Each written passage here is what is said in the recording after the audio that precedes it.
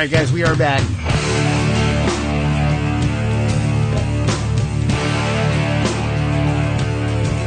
You are watching theconnorsreport.com, coming to you from Burbank Studios in Los Angeles, California.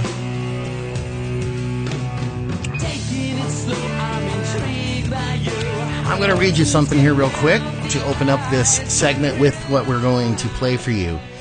After a show just a few days ago, Stuart Rhodes, Idaho Oathkeeper, sorry guys, Idaho Oathkeeper, and Todd Engel, a veteran of the Bundy Ranch and the Jason Van Tate Hof, called LaVoy on the phone. And they wanted him, they warned him that it was clear that the FBI was going to, step it up. And the state of Oregon had put a place all on personnel, approximately 400, and equipped, needed to shut the occupiers down.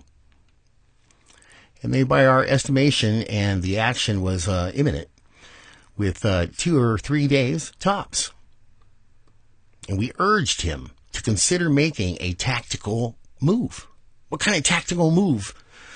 Folks, listen to this. You ready? Hold your seats, my friends. I'm going to play the first part of it. And let me make sure.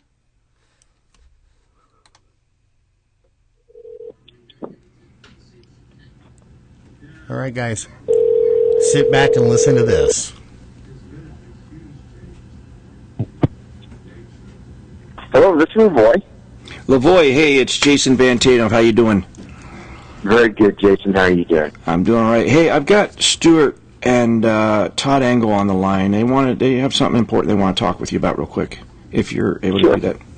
I am. LaVoy. Yes. Hey, how's it going? Good. I mentioned on the radio we were talking about the sheriffs. I think that'd be something you guys should really think about. Jason, do you mind if I ask a question? Please do. Go ahead. Stuart's on the line with us here, LaVoy. Hey, Sure. LaVoy, this is Stuart Rhodes with Oath Keepers. So Hi, you said Stuart. How are in you Cedar doing? City, that's Sheriff Mark Dowler's territory, Iron County. Can you tell us a little more about what's going on there? Okay, guys, I just want to fill you in here real quick. This is the first part that you want to listen to. There's another part also to this, okay? So don't go anywhere. This first one is 15 minutes long. The second one is also 15 minutes long. Stand by. Okay, they met in Cedar City, which is Iron County, but the two counties that I have met with that are really strong, and that sheriff in Cedar City may be just as strong, but the ones that I met with were in Paiute County and Wayne County. And that's where a lot of those ranchers came from.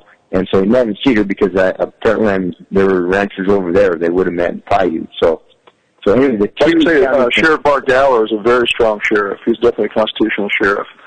And I think it's incredibly important for you to find good sheriffs and make that all strong. Absolutely. That's really cool. If those three counties, because they're kind of neighboring counties, I mean, if they band together, see what happens is the proper way for this to be done is for the sheriffs to uphold and throw the feds out to protect their own citizens. And those sheriffs that I listened to in Paiute County in that meeting they had me come and speak to those number of months back, he says, I will stand up and I will protect you in what you guys have.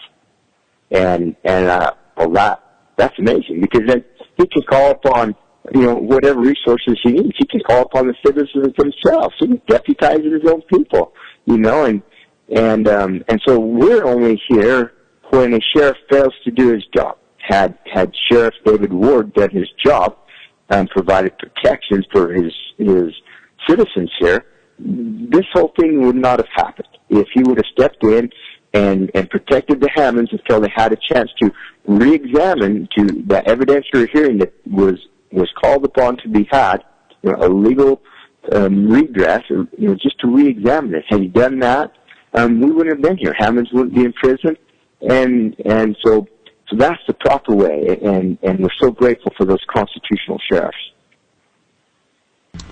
Guys, we Well, have any... certainly it's the strongest way to do it. Then you have what's called doctrine of imposition, is where the sheriff or the state has an obligation to stand up and protect the people against abuse by the federal government, just as the federal government is supposed to protect them from abuse by the states. Yes. Yeah, and the only reason why the citizens themselves and the militia, my friends, have this to get is involved is when one day when before, the sheriff, which is the last line, fails, and then the citizens, it's left to citizens to uphold the life, the liberty, and the property of his fellow citizens. That we're charged to love our neighbor as ourselves, and so we cannot let what happened to the Hammonds, to Dwight and Stephen, to go unchecked. If we do, it shall become the new normal for America. It will be a type and shadow for all Americans that the federal government and any government may treat them in such manner with impunity. And so we cannot let this stand. How many sheriffs total do you have that are on board to stand up like that? Personally, the only ones that I have seen and visited with a little bit are those in Utah, in Wayne and Paiute County. I have. Let me throw in my county sheriff in Mojave County. When the feds came in and said, we want to deal with this Mr. Finchem, and we want you to deputize him, he says, no, I'm not going to deputize you. So I'm going to throw in a good word for Sheriff Jim McCabe in Mojave County. So I said, well, thank you, Sheriff McCabe. I appreciate that. He says, I told them not to point guns at you, Mr. Finchem, and Mr. Finchem, I'm saying, don't point guns at them. And I said, you know what? That is a dang good deal. I can live with that. Don't need to point a gun if the gun's not being pointed at me, and that's the way it should be.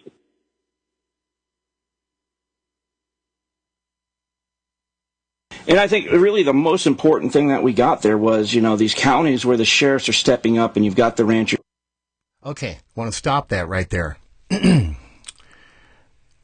The rest of it basically is some other stuff that it was basically they had hung up on him, ended the conversation, and that's a whole new separate piece that was recorded. Now, what I'm going to play you now, these gentlemen in the radio, in the business, and recording business and TV and stuff like that, sometimes you leave mics hot, and and people hear what you're saying, and it's all, hey man, guys, can you stop talking and all that stuff, right? Well, this is what happened here. After the conversation with LaVoy Finicum, they forgot to turn off the microphone. They forgot to turn off the recorder. Trust me, it happens a lot. All of you guys out there that are in the radio business like me and these guys here, you know what I'm talking about. It just happens. All right, so they decide that they're going to call Mr. Finicum back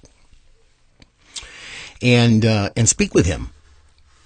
They have some other things that they'd like to talk to him about. Forgetting, again, that this microphone was hot and the recorder was hot. Now, not only did they forget that the microphone was hot and the recorder was on, they didn't even know they had recorded it. They had no idea. They stopped the recorder later, boom, they thought the mics were all down, everything was down. They sat there for quite a while thinking that everything was down. And then they had this conversation I'm going to play for you with Mr. LaVoy Finicum.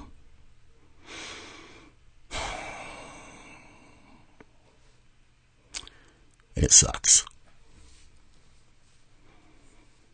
So I'm going to close this segment and give the whole 15 minutes to that piece. We're going to need it. Seriously. All right, guys, this is Mark Connors on American Media News. Thanks for joining us tonight. Today is Friday, West Coast. It is 7:53 on the West Coast, Los Angeles, California. Probably a good, looks like about 73 degrees out there on the West Coast. Guys, we'll be right back after this. Don't go nowhere. Trust me, you're going to want to hear this next.